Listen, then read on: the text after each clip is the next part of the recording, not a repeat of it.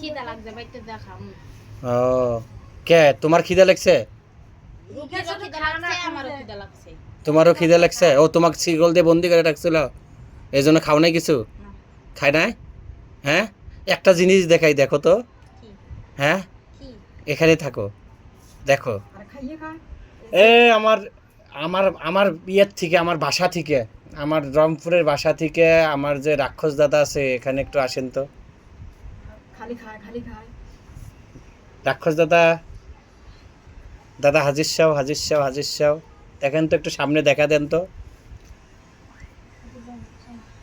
একটু সামনে আসেন তাড়াতাড়ি দাদা। রাক্ষস দাদা, রাক্ষস দাদা আসেন। দেখ তো কে আসতেছে, আস্তে আস্তে দেখ, দেখ দেখতেছি দেখ।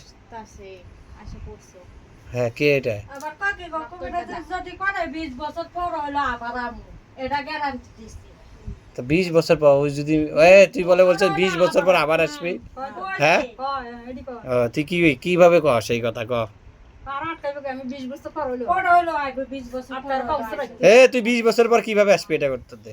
কালা কয় বছর কেমন আমি হেরা জান না, কেমন সুযোগ পাইলে আইবো।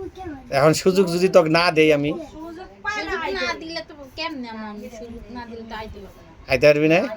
আমার যদি পুরালান 20 কি 100 বছর পরও আমি আর আইতে পারবো না। যদি তোরে পুড়ে ফেলাই। রাক্ষস দাদা আছে দেখছস? আর রূপটা দেখান তো আপনার, কত বড় দেখান। এটা চিনস? চিনি। হ্যাঁ, কিভাবে চিনস? কিভাবে চিনস ক? এই যে হ্যাঁ, হবাই হবাই হ্যালো সাক্ষাৎ আছে। সাক্ষাৎ হয়েছে? এখন এই যদি তোরে খাই তাহলে কেমন হবো? খালারে তো আমার করার কিছু নেই গা, হ্যাঁ, করার কিছু নেই। করার কিছু আছে? তাহলে তুই আর বাইরে হতে পারবি? 20 বছর পর বাইরে হতে পারবি?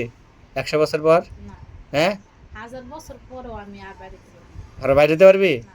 একটা মানুষ যেরকম মরে গেলে তার রুড আল্লাহর কাছে যায় মানে চলে যায় আর আইতে পারে না, এরকম।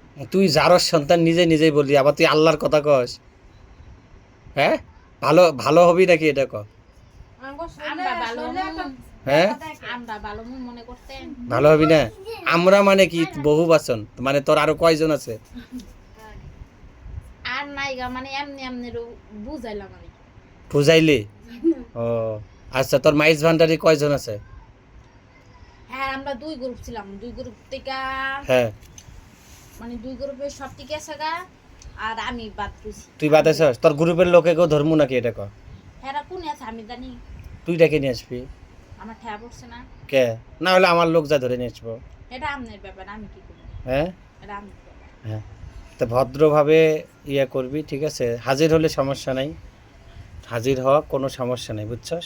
কিন্তু আমার কাছে যদি উনি আসে, ঠিক আছে, তাহলে কিন্তু তোর কিন্তু শেষ হওয়া লাগবে। না আমার যদি বলো যে মৃত্যুবরণ করতে হবে, না হলে আমার কাছে থাকতে হবে। তাহলে এই রুগী, মানে উনি যদি আমার কাছে আসে চিকিৎসা নিতে, হুম। তাহলে এই রুগী জীবন আর রুগী সুস্থ থাকবে, আর জীবনে হাজির হতে পারবি না। আমার কথা বুঝছস? যদি আমার কাছে আসে চিকিৎসা নিতে, তাহলে এই রুগী আর কোনো কিছু করতে পারবি না। শক্তি আপনি কেমনে পাইতেন বলেন? হ্যাঁ, আপনি কি সাধনা করতেন? কি দেখ, তুই জানোস না? জানোস না? আমরা ব্যথা জান কি লাগে আমারে? জানোস না? দেখ তো, জানি, সব জানি। তাহলে জানোস হ্যাঁ। যে কিভাবে শক্তি পাইছি, কে দিছে, কোথায় থেকে দিছে? এই এত দূর কইতে পারবো না। হ্যাঁ, এত দূর তো তুই বলতে পারবি না, তুই তো জারোর সন্তান বলছসই, ঠিক আছে? যাই হোক, এখন কথা এটা